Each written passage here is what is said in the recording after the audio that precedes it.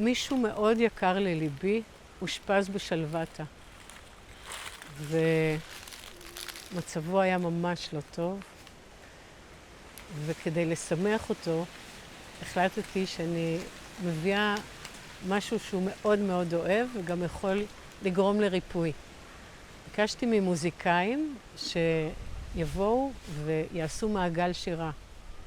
והוא דאג והביא כל מיני אנשים שהוא מרגיש שהם צריכים את זה, הוא אסף אותם למעגל, ועשינו שם פעמיים בשבוע מעגלי שירה.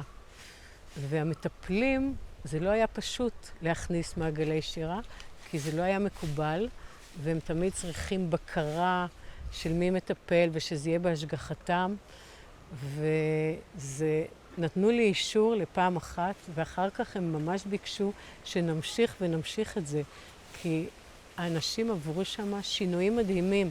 בן אדם שרק רייר וקילל ולא דיבר לעניין בשום צורה, והיה על כדורים כבדים, פתאום קם והתחיל לנגן, ואחר כך הוא שר, והנגינה שלו הייתה מדויקת על התופים, טיפף.